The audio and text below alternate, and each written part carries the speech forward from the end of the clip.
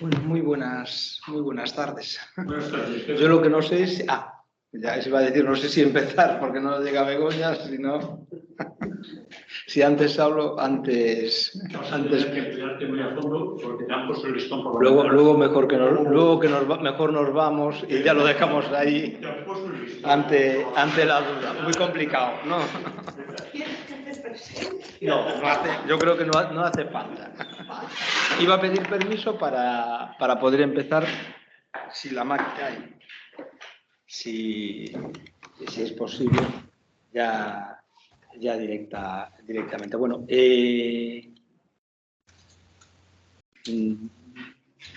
está grabando, pero perfecto. Bueno, pues luego, si no hay inconveniente, empiezo la charla y ya procedemos a ello. Voy a compartir pantalla.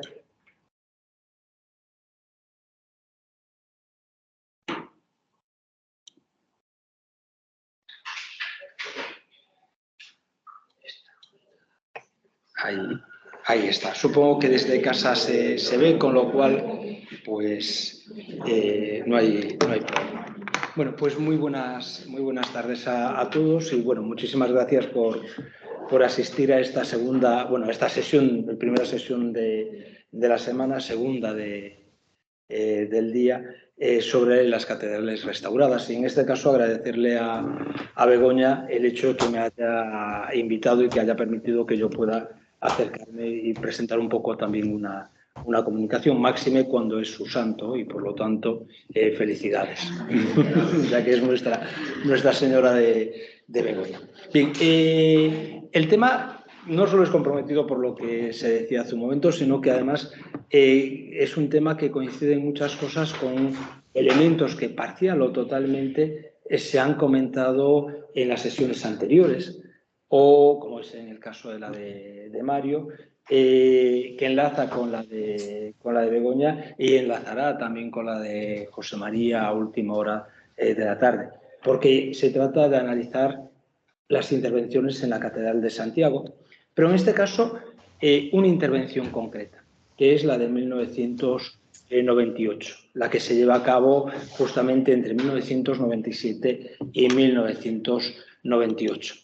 Si nos paramos a pensar un poco en el ritmo que llevamos de intervenciones en la Catedral de Santiago, quizás la memoria nos juega una mala pasada. Y nos juega una mala pasada porque en nuestro imaginario de pronto se ha sentado que ha habido una gran intervención, y es correcta, que es la que se lleva realizando desde 2018-2017 y que es la que estamos viviendo hoy en día, la que se ha llevado para actualizar la catedral de cara al Año Santo de 2021 y la continuación que hemos tenido en el 2000.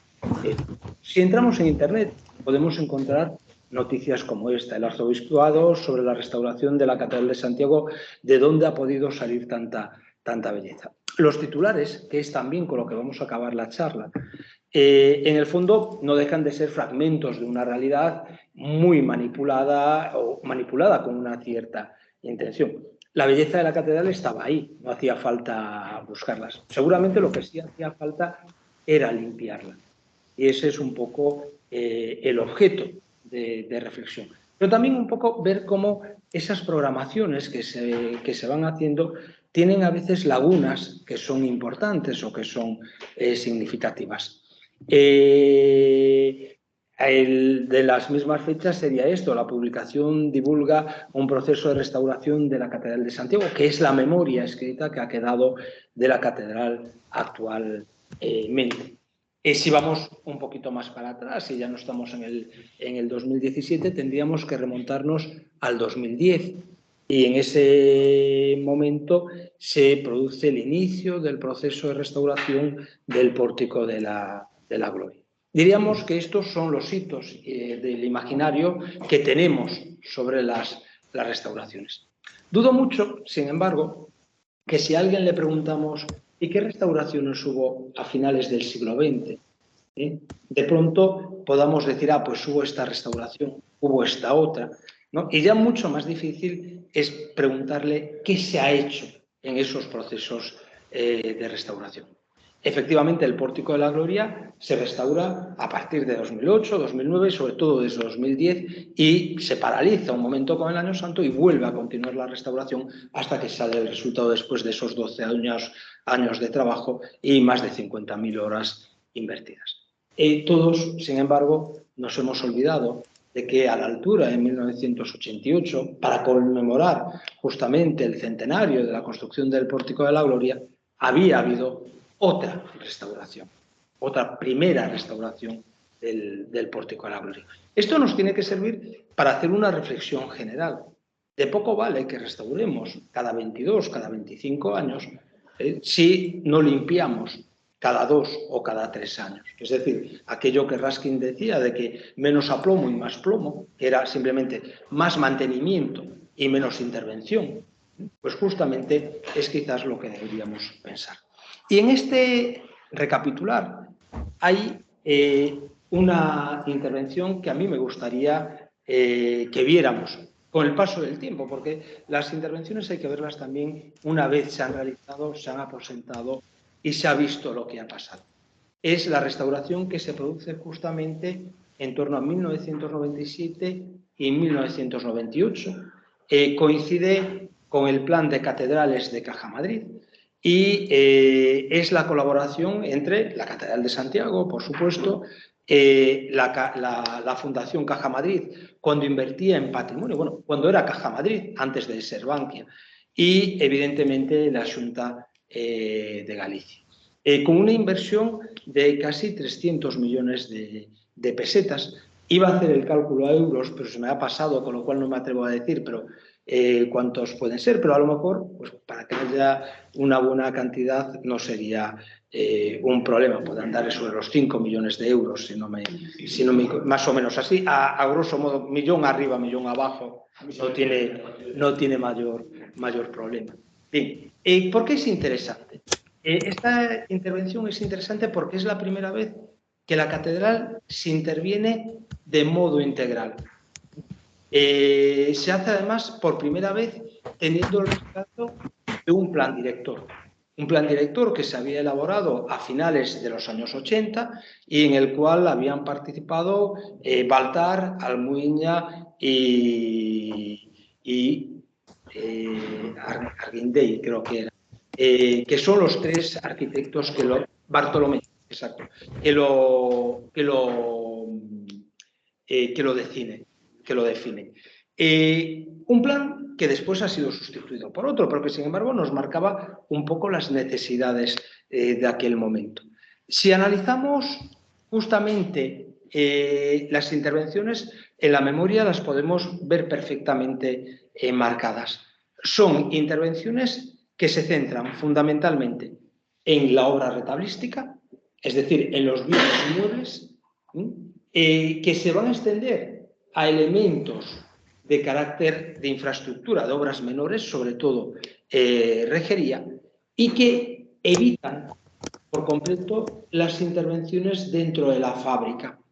La justificación por la que no se interviene en la fábrica es porque la fábrica había sido intervenida previamente. Se habían realizado intervenciones en la zona del claustro, que se había excavado y había estado cubierto, si lo recuerdan, durante buena parte de ese año santo. Se habían realizado intervenciones en la zona de cubiertas, que después David nos volverá a explicar, que se han en esta intervención. Pero sobre todo se ha intervenido de forma fundamental a lo largo de las capillas de la Girola y puntualmente en el Pórtico de la Gloria y en la escalera. Por lo tanto, en el fondo podríamos afirmar que lo que está ocurriendo hoy en día en buena medida es el resultado de esa intervención, para bien y para mal. Para bien en el sentido de que ha aliviado muchísimo trabajo que debía hacerse y se hizo, que es lo que vamos a demostrar hoy, y diríamos que para mal porque la intervención de estos años, desde el 2017 a hoy en día, lo que realmente demuestra es que quedaban muchas cosas por hacer. Es decir, que había cosas pendientes o incluso cosas que no se llegaron a ajustar completamente. Una de las razones por las que se demora tanto, y lo explicó Begoña hoy, la restauración del Pórtico de la Gloria, es que antes de poder intervenir en el Pórtico de la Gloria hay que solucionar todos los problemas de filtraciones, todos los problemas de humedades que se generaban en esta parte de la catedral. Antes de arreglar la casa, evidentemente es necesario arreglar esa infraestructura. Pues vamos a hacer un pequeño recorrido, no muy tedioso, a través de esas obras y veremos que hay elementos recurrentes. Uno de los elementos que más llamó la atención en aquella intervención, no el de los más significativos, curiosamente, fue la intervención en la reja de la escalera maximiliana. Llamó la atención porque en 1998 por primera vez pudimos ver toda la escalera sin una rejería completa. Es decir, por primera vez podíamos ver la estructura sin el añadido del siglo XVIII. Y por primera vez podíamos valorar correctamente lo que era la estructura arquitectónica de esa escalera. La restauración, en este caso, no fue suficiente. La prueba es que este año pasado la escalera volvió a ser restaurada, la reja volvió a ser retirada y volvió a ser recolocada. Los males que aquejaban a esta rejería son los males habituales en cualquier edificio y en cualquier estructura que está al aire libre. Fundamentalmente, evidentemente, es el proceso de oxidación que se está produciendo en torno a ella. Afortunadamente no es una escalera que haya tenido grandes añadidos. Este es el aspecto que ofrecía antes de la restauración y este es el aspecto que ofrecía después de la restauración. ¿Qué ocurre? Se hace un proceso de saneamiento parcial. No se reintegran piezas, no se eliminan elementos salientes helicoidales que abundaban en muchos casos y lo que sobre todo se hace es eliminar los óxidos que afectan a las piezas móviles. Podemos ver un ejemplo muy claro aquí. Aquí tendríamos el resultado final. Bueno, estaría aquí al final, a ver si lo saco de aquí un segundo, ya que estaba montada y lo vemos. Esto es simplemente el emplomado y lo tendríamos justamente aquí.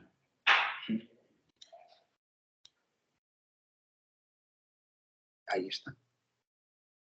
Aquí estaría el planteamiento del óxido, en este caso, en los dos medallones y en la concha o en la venera que se corresponderían con este busto, que en el fondo lo que intentaban hacer en el 18 era un proceso de imitación de los elementos del 16.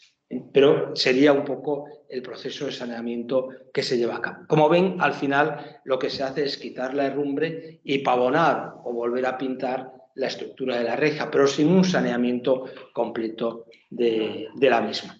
Las rejerías fueron restauradas prácticamente en su totalidad en las capillas, muchas de ellas recuperando su policromía. Otra de las piezas que se intervino, también de las piezas menores, de las que hoy en día todavía nos siguen pasando desapercibidas, es justamente la puerta que da acceso al pórtico real, que hoy en día además ha tenido un significado mucho mayor, mal utilizado en este sentido, porque es la puerta que da acceso a la salida y a la tienda de la catedral. Por eso, diríamos, se pierde en la ubicación. Pero, curiosamente, esta obra que está situándonos a finales del siglo XVIII, en su intervención lo que nos permite es recuperar dos visiones que no teníamos de esta zona. Pensemos y recordemos que la obra de Andrade se realiza a finales del siglo XVII, entre 1692 y 1696, y esta intervención, como pueden ver, a través del jaspeado, sobre todo por la depuración de formas, incluso por el modelo iconográfico de Santiago de Matamoros que se utiliza, ya nos está poniendo justamente a finales del siglo XVIII. Ya ha irrumpido el neoclasicismo. Con lo cual nos permitió recuperar una de las obras menores que dentro del neoclasicismo existen dentro de la Catedral de Santiago, y recuperarla hasta tal punto que a raíz de la restauración de esta pieza, años más tarde, en el 2010, se pudo identificar la autoría de un retrato de Santiago Matamoros que se conserva también en la catedral. Es importante este aspecto, porque en el fondo las restauraciones no solo sirven para recuperar el valor de los bienes y su estado original. Los procesos de intervención también sirven para avanzar en el conocimiento científico de los inmuebles y de los bienes que están afectados. En ese contexto, algo que ahora ya quedaría totalmente olvidado, la Puerta Santa. Los más mayores, estoy seguro que recordamos la Puerta Santa con este aspecto.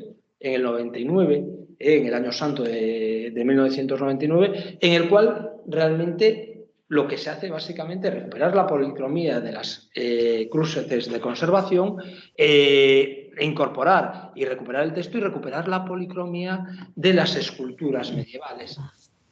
Eso nos lo podemos ver, por ejemplo, aquí ya estaría restaurada en el caso de San Judas Tadeo, aquí lo tenemos, las representaciones. Claro, evidentemente lo que se ha recuperado es buena parte de esa policromía dorada que después debería haber servido de base ya para darnos una pista en 2008 de cuál iba a ser el resultado de la policromía del Pantocrátor del Pórtico de la Gloria, porque al final el efecto del trabajo en policromía es exactamente el mismo. Nos ha permitido incluso pues, recuperar elementos de la propia cartela que se habían perdido al margen ya de esas policromías reintegradas que pertenecían también a épocas posteriores al mundo medieval.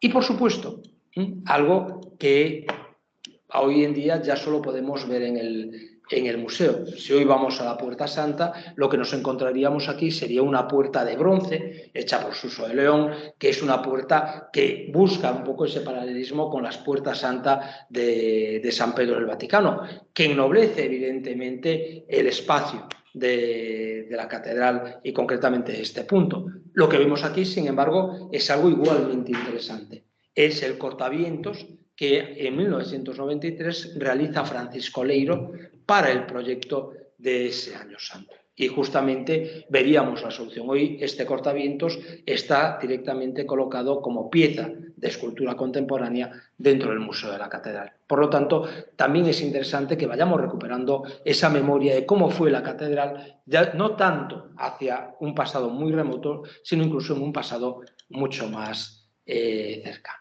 Quizás lo más vistoso, lo más atractivo de ver las intervenciones es evidentemente ver los procesos de limpieza y de recuperación de policromía. Se hicieron, como digo, en casi todos los retablos de la catedral, si exceptuamos el del Cristo de Burgos, que había sido restaurado unos años antes, curiosamente también con otro proyecto de la Fundación Caja Madrid, el retablo de reliquias, que sigue sin estar intervenido plenamente y que requiere una intervención muy poderosa, o el de la capilla de la Comunión, que ha sido intervenido en estos últimos años. Este es el retablo de la capilla de Alba. La capilla de Alba es una capilla que se abre en la estructura del claustro renacentista de Juan de Álava, en uno de los ángulos hacia el lado suroeste, y en donde se incorpora un retablo ya en el 18. Pero lo que a mí me interesa es ver cómo se recupera la imagen. El recuperar la policromía supone primero una liberación de concreciones, de polvo, y simplemente después eliminar los barnices resecos. En la capilla de Alba podemos comprobar perfectamente cómo el mayor de sus problemas era justamente la acumulación de polvo. En la representación de la escena podemos ver a los tres apóstoles, a Santiago, a Pedro y a Juan, justamente como todo el volumen del plegado, toda la policromía ha quedado oculta bajo una gruesísima capa de polvo. Si pasamos y el proceso de limpieza, nos encontramos con que lo que descubrimos es un mundo totalmente diferente, sobre todo porque empiezan a aparecer todos los brocados, toda la decoración que era característica de la obra de Mateo de Prado, lo cual nos está situando en el siglo XVII y nos explica un poco el rompecabezas que tenía justamente este retablo, que volverán a ver más adelante cuando se le añada, creo que va a hablar José Manuel López Vázquez de él, cuando se le añada un sagrario en orden español que ahora a nosotros no nos afectaría. Si nos acercamos a la imagen del San Juan Bautista, simplemente por establecer la comparación, podríamos observar cómo la obra cambia espectacularmente. Es decir, las intervenciones han permitido justamente este tipo de recuperación de policromía que vamos a ver ahora en otros casos. Quizás uno de los más espectaculares haya sido el de la capilla de Prima. Un retablo de Simón Rodríguez, un retablo yo creo que poco valorado dentro del conjunto de la Catedral de Santiago por la complejidad que tiene el espacio. Es una capilla que funde dos capillas. Por eso el retablo no es un retablo normal, donde la calle central sea la que presida, sino que las calles laterales son las que marcan las advocaciones, la del Descendimiento de Taboada y la de la Virgen de Cornielis. Pero lo que a nosotros nos interesa es ver cómo veíamos en 1998-1997 la imagen. Y la imagen se veía así. En este caso, no es fundamentalmente un problema de acumulación o de concreción de polvo, sino que es un problema de oxidación de barnices. La policromía ha desaparecido prácticamente por completo, cubierta por una capa de tono ocre que uniformiza todas las imágenes. Daría la impresión de que casi estamos hablando de una pieza hecha en su color, en el color de la madera y no en el aspecto de la policromía. El descendimiento pierde muchísima efectividad por esa falta de calidad de policromía, de cromática, pero sobre todo también porque en ese proceso de apalmazamiento de barnices hemos perdido todo el fondo arquitectónico. Este Calvario tiene sentido si al fondo vemos una Jerusalén, vemos una estructura urbana. Claro, cuando trasladamos el cambio, de pronto pasamos de una obra temperada que diríamos está mucho más cerca del gusto neoclásico que del mundo barroco. Sin embargo, cuando la trasladamos en policromía nos damos cuenta de que el que está detrás, evidentemente, es Mateo de Prado, el que está detrás de Mateo de Prado, evidentemente, es Gregorio Fernández. Y hay un cambio sustancial en el conjunto. Fijémonos en un proceso intermedio de la limpieza, en una de las ventanas que se abren, y cómo la policromía había anulado todas las calidades, el barniz, perdón, había anulado todas las calidades de la policromía, buscando, por ejemplo, las zonas grises de los hematomas, que era un rasgo muy característico de la escultura de 17 castellana, o había eliminado absolutamente la calidad de la talla de los mechones. No se pierde solo el elemento cromático, perdemos buena parte de la calidad táctil de la escultura. Cuando lleguemos al altar mayor de la catedral y veamos la imagen o el rostro de Santiago Peregrino, nos daremos cuenta de que esto es todavía mucho más significativo. Y en ese proceso de restauración, este simplemente es una pequeña cata de la ventana, podemos ver que efectivamente el tablero de fondo de ese Calvario es justamente una Jerusalén. Es una ciudad amurallada, como podemos ver, una ciudad con tejados a dos aguas. Una sugerencia muy atractiva de que realmente lo que estaban pintando estos artistas normalmente eran los perfiles de las ciudades que ellos mismos conocían. Pues bueno, vemos que esto se va recuperando incluso con ciertas calidades técnicas. Fijémonos en los brillos blancos que dejan las puntas de las almenas y que realmente nos permite ver claramente esa estructura. Pero cuando se interviene en un retablo, se interviene también la estructura de la fábrica, la masonería del retablo y la decoración.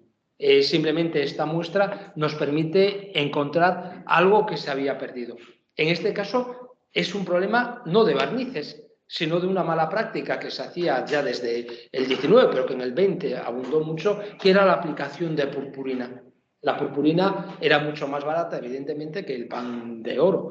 Claro, pero la purpurina no tiene las calidades del pan de oro, la aplicación no es la misma, se apelmaza muchísimo más. Y claro, en ese proceso de hacer capa sobre capa, detalles como todo este punteado que se hace sobre la propia madera y en el oro, en el pan de oro, ha desaparecido completamente. El retablo ya no es solo una estructura arquitectónica, sino que también es una estructura también decorativa. Y en la capilla de San Andrés, de la cual el otro día hablaba también Mario, en el retablo mayor que se restaura, podemos ver un cambio que podríamos decir bueno y malo. Muchas veces las restauraciones tienen esa pérdida de oportunidad de ver otras cosas. Claro, si nosotros nos paramos a trabajar en esta pieza de principios del siglo XVIII, lo que ha conseguido la sociedad, lo que han conseguido los barnices, es que se potencie extraordinariamente el contraste de sombra que de pronto provoca que el esternón tenga marcadas perfectamente todas y más de las costillas que el bueno de San Andrés debía tener. Si nos fijamos, aparece casi como si fuera una doble tráquea dentro del pecho o marca profundísimamente las costillas. Fijémonos que normalmente pasa desapercibido que ha perdido los espigos con las manos. Si lo restauramos, de pronto nos encontramos con dos cosas. Claro, la limpieza ha quitado ese contraste del modelado que provocaba el polvo y ya no vemos ese tratamiento anatómico tan potente que tenía la imagen, y se le han reintegrado efectivamente las manos. Las manos quedan un poco, valga la expresión, como un manos arriba, un poco inerte, pero es justamente para neutralizar cualquier efecto expresivo que tuvieran, ¿no? Son añadidos y por lo tanto simplemente buscan que se haga la similitud de las manos, pero no tienen justamente la solución que seguramente tendrían en ese momento. Aquí cabría plantearse con qué imagen nos quedamos. Es decir, si nos paramos a pensar un poco en el rostro del santo, yo casi me hubiese quedado con él sin limpiarlo. Es mucho más individualizado, tiene mucha más expresión, se ha matizado muchísimo más el sombreado de los pómulos. Cuando se restaura queda muchísimo más aplanado, muchísimo menos expresivo. Incluso podríamos decir, y eso es algo que es sumamente difícil, llegar hasta esa capa de barniz que es la que tiene que quedar. Si se fijan, está excesivamente pálido.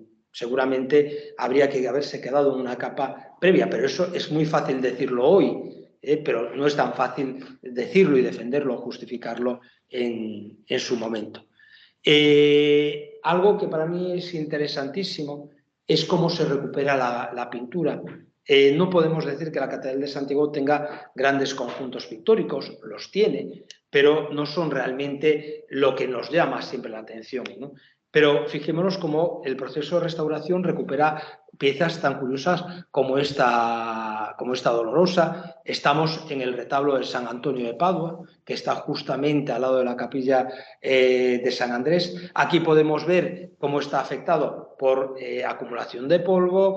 Los barnices se han oxidado, pero no demasiado porque no hay grandes intervenciones en él, y presenta ataques de carcoma. Es un óleo sobre tabla.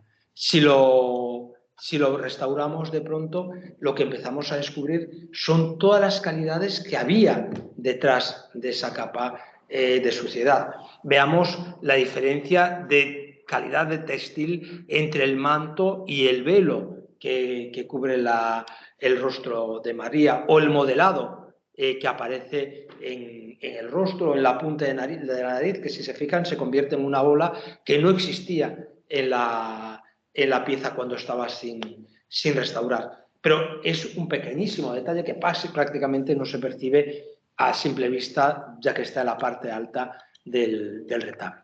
En la capilla de la Soledad, en la capilla del Santo Espíritu, está justamente esta piedad gótica, que es la única pieza que tenemos gótica de pintura mural dentro de la catedral, se recupera totalmente, incluso se empiezan a intentar matar los blancos, que son estas lagunas de cal que existen, y se recupera sobre todo a través de Ricatino, lo cual nos permite recomponer la imagen y la legibilidad de la misma.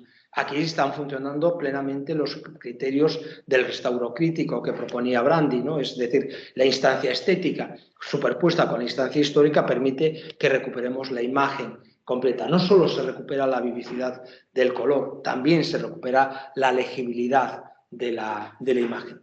Pero quizás, y esto lo habría que decir como una pequeña lamentación, la gran obra que se hace dentro de la restauración de 1997-98 es justamente esta.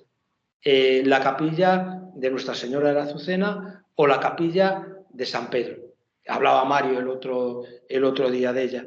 Si nosotros hubiéramos ido en 1997, lo que habríamos visto es una capilla totalmente marmoleada, con un marmoleado que empieza en el siglo XVIII imitando los jaspes del resto del tabernáculo y que se va modificando poco a poco a lo largo del siglo XIX y hay una intervención a mediados del siglo XX. Eso había hecho que se hubiese perdido la memoria de este conjunto mural. Este conjunto mural se está realizando entre 1532 y 1575. Es un mural que tiene una vida relativamente corta, se calea, pero que sin embargo queda totalmente íntegro. Si nos acercamos podemos ir viendo las calidades. ¿Por qué es interesante? Porque es el gran conjunto mural que existe en la Catedral de Santiago. Yo diría que incluso por encima de la Capilla Mayor que se acaba de restaurar hoy en día. Sobre todo por una diferencia. Porque la Capilla Mayor es de 1763 y es simplemente el ponerle la guinda necesaria al tabernáculo de Santiago. Sin embargo, estas pinturas eran absolutamente desconocidas. La apuesta fue, primero, apostar por desencalar toda la capilla y descubrir qué se encontraban justamente ahí. Aquí tendríamos, bueno, ahora me ha salido el traductor, que lo vamos a dejar por ahí. Justamente tendríamos la bóveda de cascarón, que nos permitiría ver al San Pedro pontifical y nos recupera algo que también comentaba Mario, que decía, la capilla está asociada con Doña Mencía como promotora, pero Doña Mencía se entierra ahí en los años 80 del siglo XVI y sin embargo aquí tenemos al mecenas.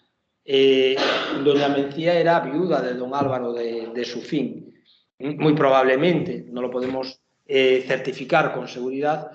Quien está representado aquí, en este caso, no es doña Mencía, evidentemente, sino que sería don Álvaro. El estado de las pinturas era muy parecido a este y el proceso de descubrimiento es lo que estamos viendo justamente aquí.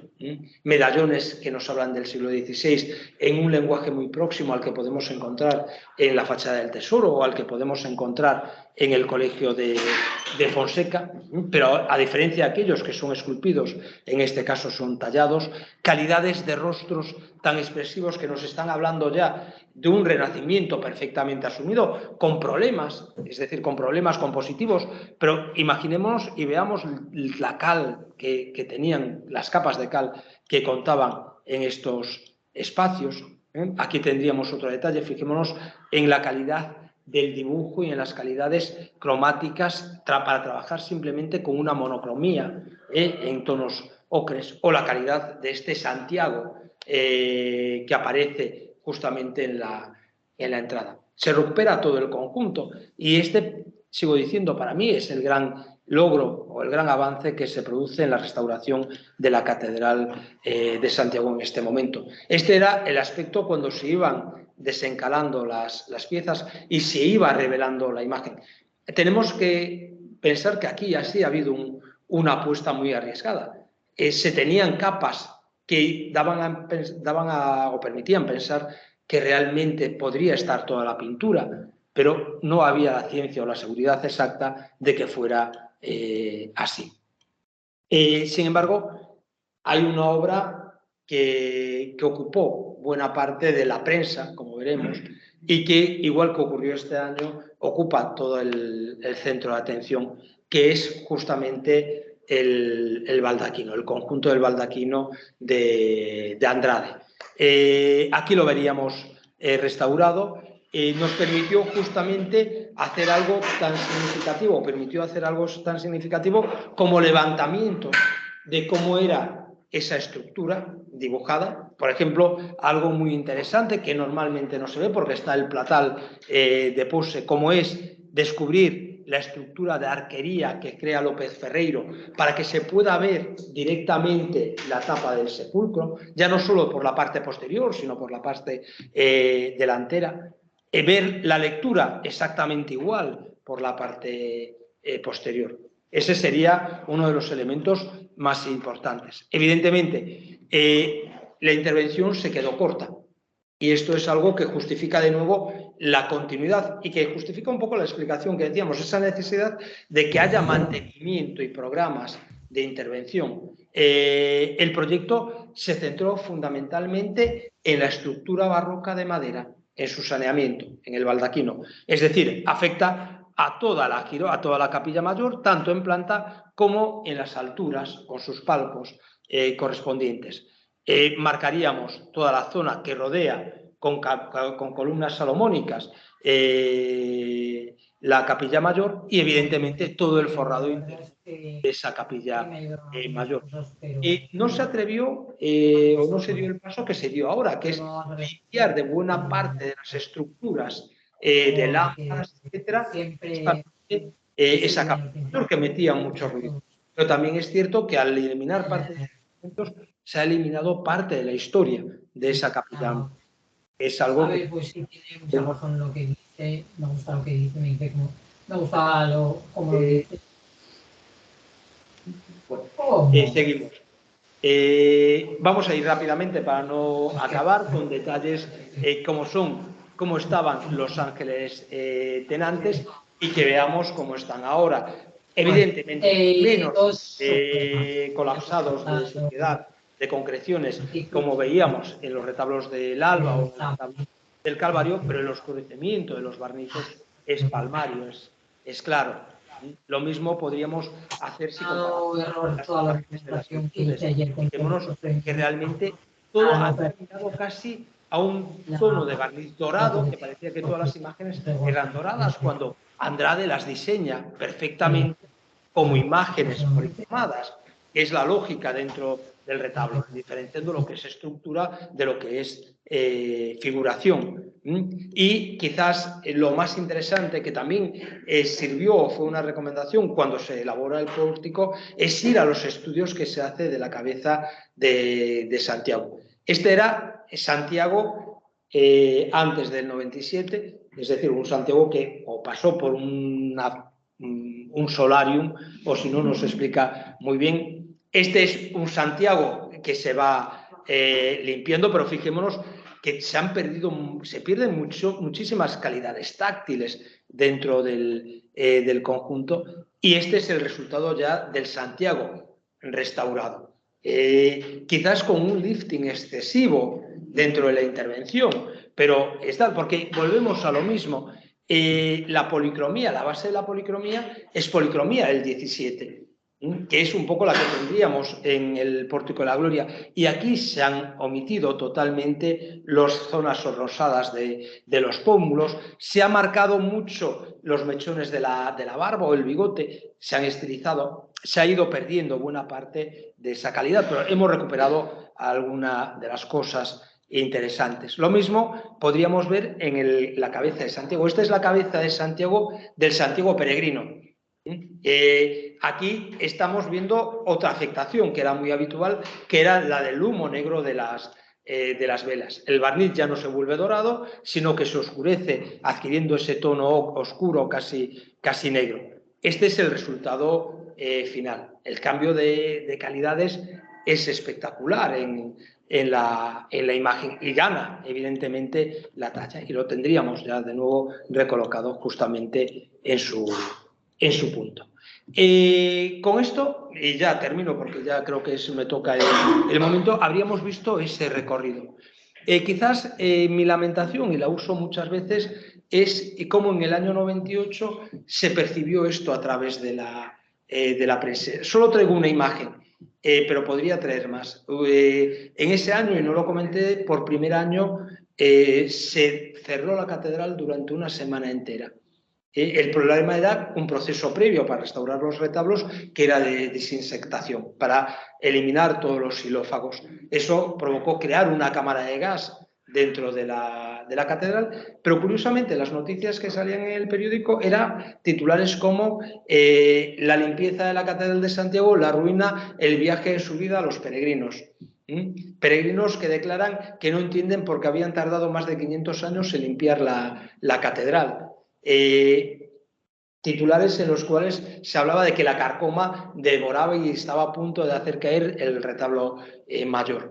Pero quizás el más sangrante de todos es justamente este, que salió en el Correo Gallego, pero que si hiciéramos recopilación de la hemeroteca de televisión, desde Televisión Española hasta Telecinco, aún no estábamos en época de Sálvame, era siempre la misma noticia. Lo que figura en el titular, el caballo blanco de Santiago, ¿era blanco? ¿O no era blanco? Porque llevaba elementos dorados, algo que Mateo de Prado hacía muchas veces, y algo que en la imagen salta a la vista, que es que no era sexuado. Es decir, la pregunta que siempre queda cuando uno ve estos titulares es plantearse qué es lo que nos ha fallado en la comunicación de la restauración, porque la restauración no solo consiste en conservar y recuperar las obras, sino también que consiste en ser capaces de explicarle a los ciudadanos por qué gastamos tanto dinero en esas obras. Dicho de otra forma, nos gastamos 5 millones de euros, y esto es manipulación pura, en saber que el caballo blanco de Santiago podía no haber sido blanco o que no era sexuado. Lo que falla realmente es un poco la capacidad de comunicación para hacer entender estos procesos, que al final a lo que llevan es a un proceso de banalización, y la banalización al final lleva a un proceso de desapego del patrimonio. El subtítulo que ven aquí dice, bueno, el polémico en torno a la gran obra catedralicia del maestro Mateo de Prado. Tampoco es la gran obra catedralicia de Mateo de Prado, pero lo vamos a perdonar. En las grietas del corcel apareció un estofado, una mezcla de color belga y oro. Claro, si eso es realmente la conclusión, sigo diciendo, algo falla. Y podríamos hacer el análisis, y les invito a que vayan a la catedral, incluso después de la restauración de hoy, de estos años. Es decir, llevamos desde el 88 con la catedral, con el Pórtico de la Gloria, su primera vez, hasta 2022, 2020, 2021, con restauraciones. En todo este proceso se ha restaurado el altar mayor, se ha restaurado las pinturas de la capilla mayor, se ha restaurado y se ha recuperado el pinjante gótico, el cimborrio, quitando aquel terrible ojo del Pantocrato, del tetragramatón que teníamos, y sin embargo hay una pieza que nadie le ha hecho caso en todos estos años. Y ya han pasado 2 restauraciones integrales y está en plena vía sacra, que son los órganos de la catedral. Siguen sin ser intervenidos. Lo que sería la boca dorada que nos llevaría al tabernáculo, al baldaquino, sin embargo, sigue estando cargado de barnices, cargado de polvo, sucio y sin restaurar. No es cuestión de restaurar el órgano, que se podría, es cuestión de restaurar toda la masonería de ese órgano. Muchas gracias.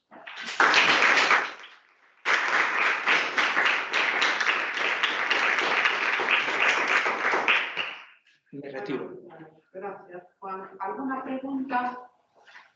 Yo solamente, recordando de mi época, que se hicieron unas obras menores, entonces digo, necesarias, pero que tienen menos relumbrón. Sí. Entre ellas, la limpieza de la capilla de la urna, donde está la urna de la verdad. Exactamente. Estaba negra completamente. Y se retiró todo el escombro, la escombrera que había en ese pasillo que lo despunta todo. Exactamente. Se cambiaron los peldaños de bajada, precisamente porque eran de mármol, sí, pero estaban tan gastados que estaban con los sitios los pies así, o sea, era un peligro. Era un peligro. Entre otras cosas. Por eso digo que tienen menos... Sí, no, estas son las mejores jugadas. Eso lo vi de cerca. Y, bueno, qué sé yo, la impermeabilización en torno a la terraza alrededor de la berenjena. Exacto. Porque ahí debajo está el almacén de la tienda, que después ves todo, y llovía, y lo que fuera, igual. ¿No? Bueno, ambas cosas. Luego una que yo creo que alguien tenía que tomar medidas es el forjado, que está en el transepto, aquella bajada que hay para visitar. Nosotros estaba la tumba, la lápida, la lápida de todo bien. Sí. Pues eso es un forjado, son viguetas metálicas. Exactamente. Como amigo. Esas viguetas, yo la primera vez que entré allí, goteaba. O sea, en el suelo resbalabas y estaban marcadas todas las gotas que iban cayendo en el suelo. Entonces dijo, vale, vamos a recuperar esto. La recuperación era quitar el óxido, dar una pintura tal, pero no era algo útil. Y había un extractor allí para renovar el aire y limpiar esa humedad, como un temporizador. Lo pusimos a andar otra vez, pero eso tiene que alguien tiene que ponerlo. Hace mucho ruido, que funcione de noche. Que haya alguien que lo ponga a funcionar de noche, que renueve el aire, porque se puede renovar. Tiene una salida. Hasta hoy que yo sepa, no, aquello sigue igual. Exacto. Pero una condensación que no funciona. O sea, esas viviendas lo están pasando mal, lo sufren. No, claro, es que ahí ahora habrá que plantearse una cuestión muy interesante que habrá surgido. Yo supongo que David lo apuntará hoy, que es en qué momento empezamos a restaurar las restauraciones. Es decir, porque claro, muchas de esas intervenciones que tienen que ver con las intervenciones de los años 50 y 60, hay que empezar a tenerlas en cuenta como hechos históricos, pero también como hechos de conservación de la infraestructura. Y eso, eso habría que hacer algo, por lo menos renovar el aire. Exactamente. Tan sencillo que un temporizador. Sí, y que se active. Se puso allí, una vez que bajé con una visita, dijo, oye, ¿por qué no puedes funcionar eso? De día no puedes, porque hace mucho ruido, vamos a ver, sería muy difícil tener a alguien dando sí, en plena misa. Pero de noche, si pones una cosa temporizada, y funciona. A las 7 de la mañana, renueva aire y se... Claro. No, entre otras cosas que se hay otra... Y una que no es menor, que fue esa cornisa que da Fonseca, en la calle Fonseca, una cornisa donde está la... Sí. Ahí estaba muy claro. Se levantó todo, se impermeabilizó con producto. Menores, pero que eso es lo que, exacto, pero eso es lo que, sí, no dan para mucho, y yo supongo que David hoy tocará algo a lo mejor, pero eso es lo que decíamos antes, de que menos aplomo y más plomo, es decir, esas son las obras de mantenimiento que al final evitarán las obras de restauración. Y esa es la conciencia, igual que es necesario tener un plan director que vaya programando correctamente todas estas obras y atendiendo... No, me parece perfecto. Porque como lo vi de cerca, y la general podía ir dándole las gracias, lo he visto ya a Jessica. Que era el director general que estaba justamente en este momento. Porque fue, bueno, claro. Ahí muy agradecido. Y al lado de esta hay otra que yo no he mencionado, que se intervino allí y que no se ha vuelto a tocar, que sigue estando muy mal, que es la Capilla del Pilar. Sí, todo el jaspeado sigue estando la cubierta. Justo. Pero fue una intervención muy pequeña y exacto. Como siempre íbamos a contratos menores, que no se puede hacer de otra manera, pues exactamente. Bueno, pues muchísimas gracias, perfecto. Muchísimas gracias, David.